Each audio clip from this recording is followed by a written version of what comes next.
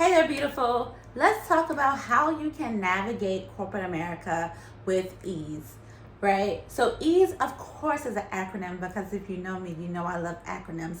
I love to create easy ways for you to remember. That way, you can actually implement the things that I'm teaching you inside this community. So, navigating corporate America with ease. The first E is all about engaging with people.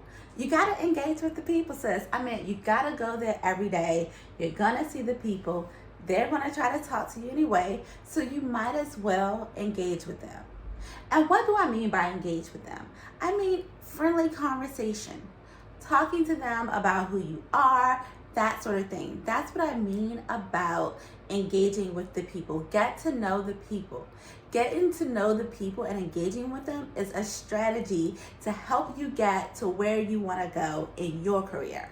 It's not for them to know all of your business. That's not what I'm suggesting. Next, after we engage with the people, if necessary, we want to ask for the help, resources, or support that we need to get our job done.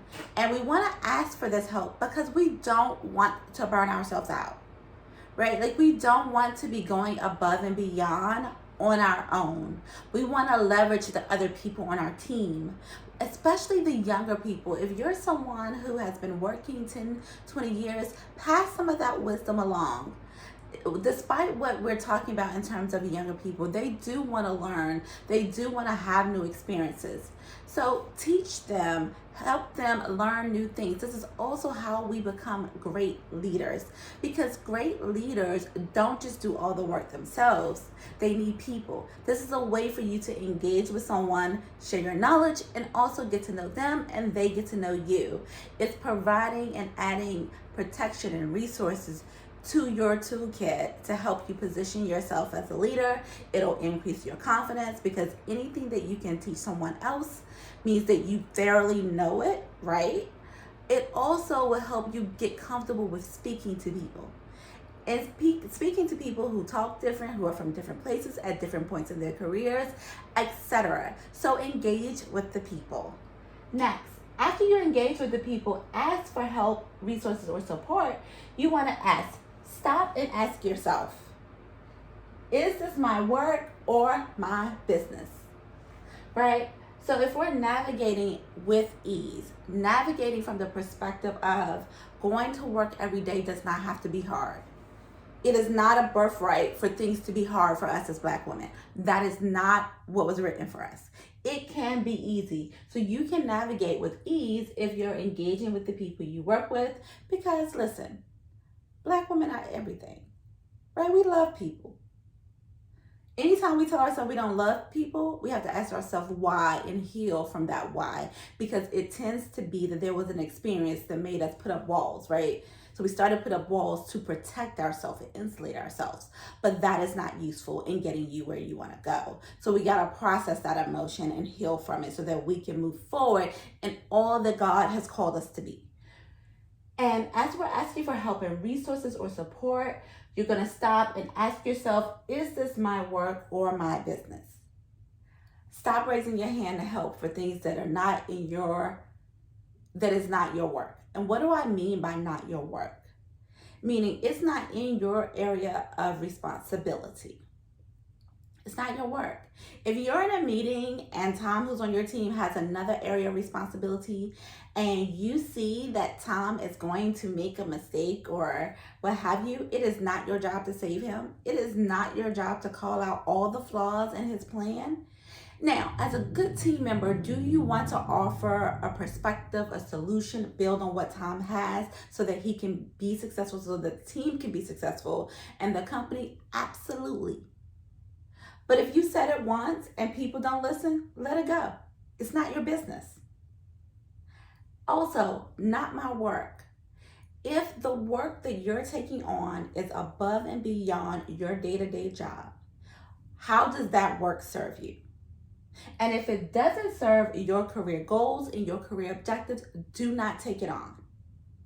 Because a career is not this role, it's not right now. A career is the long-term vision of where you want to be in 10, 20 years. And in order to get there, you have to be strategic about how much work, effort, energy you exalt here right now so that it's sustainable, right? Or if not, it's going to be hard.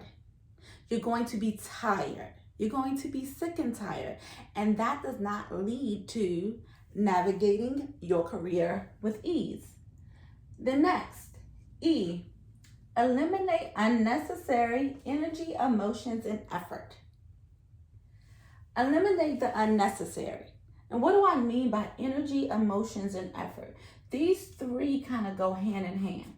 Where are you wasting energy being upset about something that does not require your energy because you're having an emotion about it? You're reacting to your emotions. How many days have you spent hard typing on the keyboard? Anytime you get to the point of hard typing on the keyboard, notice how long it takes you to get back into a groove where you're productive during productive business hours.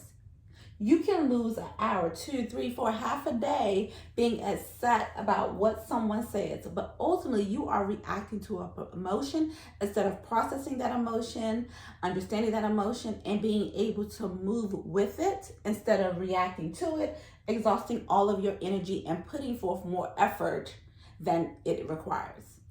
Everybody that says something to you that you don't like does not require the effort, therefore the energy for you to react to that emotion in that moment. In fact, it's likely that you shouldn't give it that. Because that energy being reactive means it does not lead to your destination. It leads to a distraction away from your destination. It's distracting you from the goal at hand, the work that you were supposed to be doing during that time. So, navigating with ease in corporate America looks like engaging with people, E, asking for help, resources, or support, A, stop and ask yourself, is this my work or my business, S, and then the final E, eliminate the unnecessary.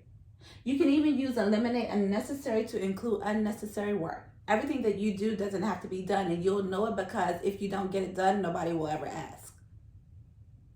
It's up to you to make your role as efficient as possible so that you have capacity during work hours to take on projects that expose you to new areas, leaders, and resources without you having to work 80 to 100 hours and burning yourself out, because that is not ease.